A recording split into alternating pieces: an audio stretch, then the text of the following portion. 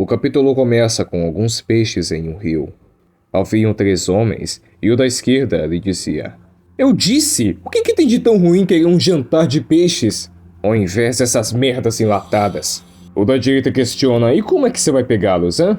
E o homem da esquerda respondia: "No ferro, no tiro." E o homem do meio estava agachado, porém nada dizia, e passava sua mão nas águas tranquilamente. Ele se levanta e os dois começam a discutir sobre atirar neles é besteira, porque vai gastar munição. Ainda mais por causa do barulho, eles vão fugir. E o carinha ali perguntava: "E que tal uma granada?" "Porra, ótima ideia, hein?" O homem ali do meio parecia ignorar toda aquela discussão idiota sobre jogar uma granada para pescar peixe. E bem, a discussão se encerrava quando aquele homem do meio se retirava e dizia: "Vamos nessa." O carinha ali atrás dava um esporro no outro por pensar algo tão idiota. E o nosso protagonista iniciava seu primeiro monólogo. De fato, tínhamos 3, mas não tinha razão para os outros saberem da terceira, porque até então só sabiam de 2. E cara, rapidinho mesmo.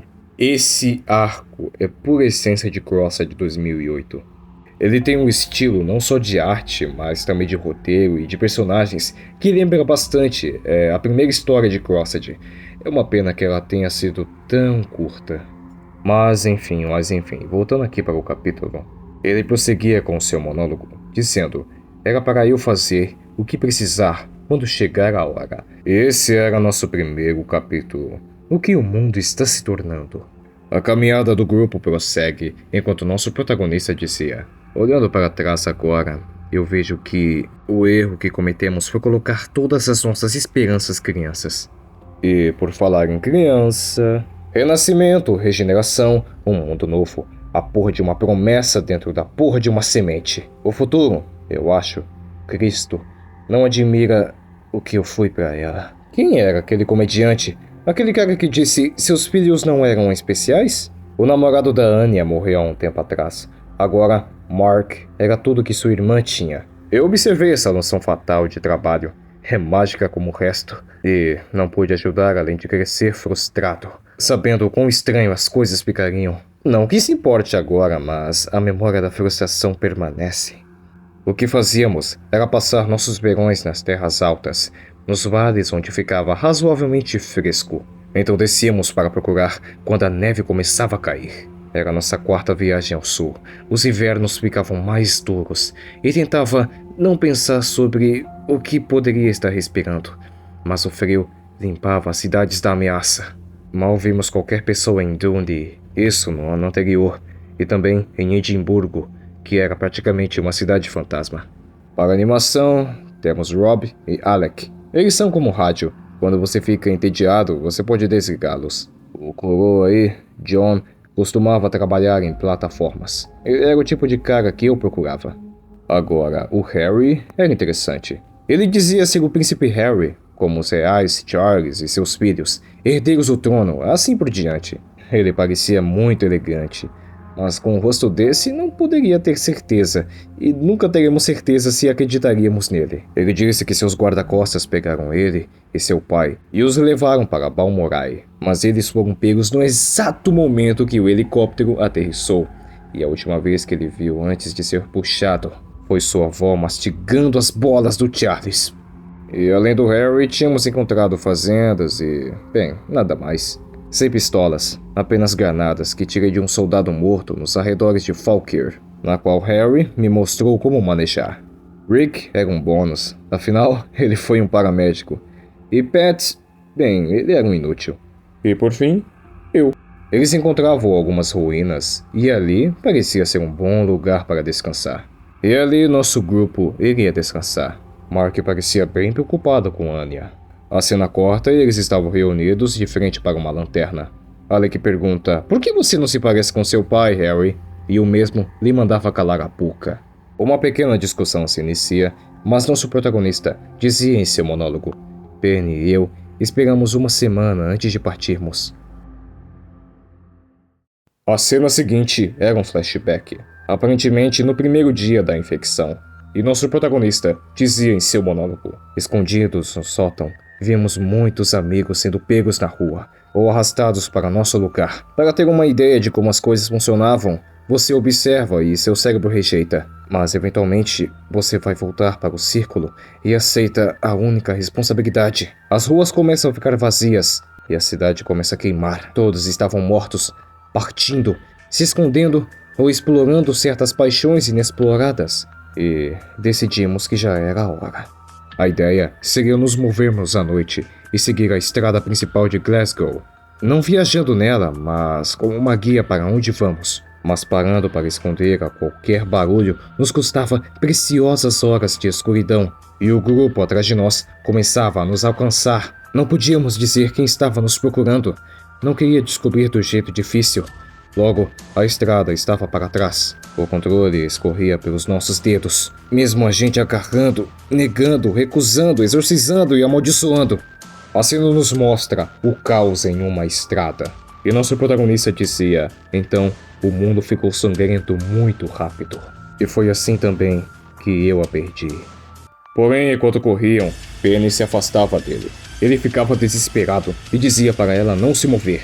Ele a chamava em seguida. Porém, entretanto, uma Cross de dentro de um carro aparecia e jogava seu próprio bebê pela janela. O bebê, em alta velocidade, atinge outro carro, deixando-a muito assustada.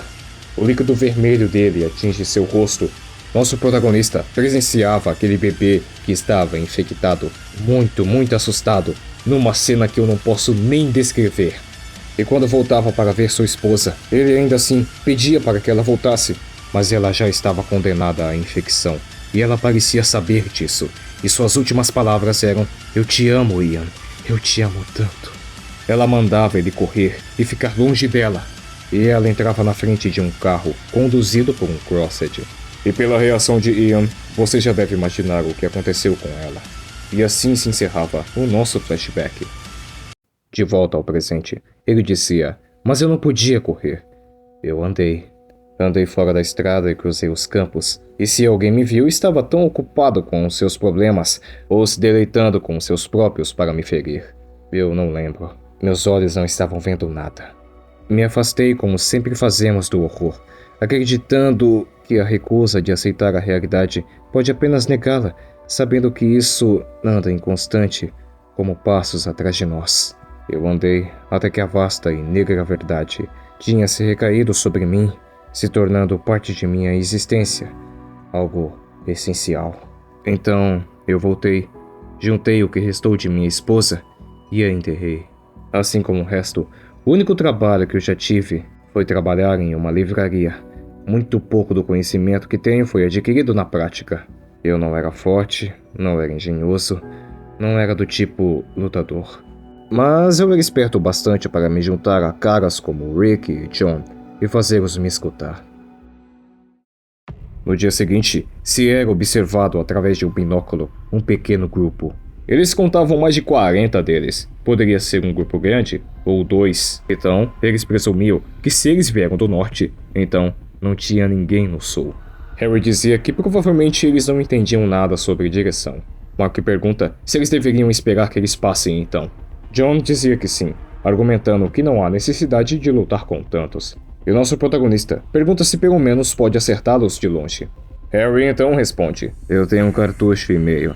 Se abrir fogo enquanto estiverem no alcance, derrubo uns 15 ou 20 no máximo, mas é questão de tempo até chegarem até nós. Assumindo que cada tiro é um acerto e uma morte, então não." Porém, tinha mais um grupo se aproximando deles, mas por sorte eram apenas 3. Eles eram obrigados a se retirar, e Ian cobrava o Pat, dizendo que, cara, você deveria estar observando. Ele pedia desculpas, e o Harry ficava putaço. Todos ali se escondiam, e como a colina terminava ali, eles iriam descer. Eles conversavam o que fazer, e Robin perguntava por que a gente não atira neles, e Harry responde, se a gente atirar, o som do tiro vai atrair todo mundo. Ian era pessimista, e dizia que eles iriam se aproximar demais, e aí não teriam escolha. Mas então, Alec dizia, peraí. Alec tinha uma ideia, e jogava uma pedra na direção deles. A pedra chamava a atenção deles. A decisão de Alec parecia loucura, mas agora que eles estavam de costas, ele pegava outra pedra e acertava a Crossed, que parecia ser a líder. Ela ficava brava pensando que o Crossed do seu grupo tinha feito isso com ela, então vrau! O Crossed, que parecia ser seu filho, chamava pela sua mãe, dizendo para ela não fazer isso. Os caras ficavam tipo, caramba mano, funcionou. E o Alec já pegava outra pedra. E aí tuc! Ela ficava tão enfurecida que levava o último Crossed de Vasco. Agora que o plano de Alec tinha dado certo, Mark iria fazer a sua parte agora. Eles chamavam a atenção da Crossed. Era o Alec que perguntava, como você vai chegar em casa agora, belezinha? Ela corre pra cima dele e ele se joga no rio fazendo ela cair também. Ela ficava ainda mais brava, mas aí então os rapazes se reuniam e jogavam um tronco em cima dela, parceiro. Ela começava a gritar e Harry dizia que ela vai trazer os outros se continuar. Mas Ian falava para voltar para a colina e ver se ela conseguiu. O Ian pisava na boca dela e ele dizia em seu monólogo que aquela foi a coisa mais estúpida que ele já fez, mas que ele se sentiu tão bem. E assim, ele enfiou sua cabeça na correnteza, sentindo seus dentes cravando em suas portas, até ela se afogar. Momentos depois, quando o grupo partia, ele falava em seu monólogo. Alec era o herói do momento, depois daquilo, embora ainda não entendesse por que Robbie não os deixava pescar com granadas. E claro, haviam coisas para se usar nos Crossed, mas que isso poderia esperar por enquanto. Foi uma pequena vitória em uma longa batalha perdida. Um pequeno chute que deu o que precisava para continuar, antes do dia que encarasse o fato e fizesse a escolha que era a única que restava. Eles matariam a todos nós, então morreriam. Não havia por que esperar, nem um novo começo depois deles, porque não haveria ninguém para recomeçar. Meu plano era viver até não poder mais. Eu acordei cada manhã pensando racionalmente que não haveria razão para continuar, então continuava assim mesmo, me agarrando a alguma noção de que... Bem, eu só tô me agarrando. De uma forma estranha, imaginei Penny sorrindo para mim. Você nem pode pensar na ideia de morrer, pode? Eu teria estragado tudo, teriam nos pego, perdoado. Então, naquele momento na estrada, eu soube finalmente e irrevogavelmente o que era ser amado por uma mulher quem era completamente boa. Eu às vezes imagino que isso seria como vê-la de novo. Eu pensei bastante nisso. Talvez na nossa casa, ou nas montanhas onde gostávamos de andar. Na cama, sob em cima pelado. Sinto seu sorriso no escuro, enquanto coloca seus braços ao redor de mim. Um esquecimento seguro. Os pensamentos de um Deus redundante. Mas eu não tenho ilusões sobre esse mundo. Você poderia me permitir uma ou duas no próximo. E assim se encerrava o nosso primeiro capítulo.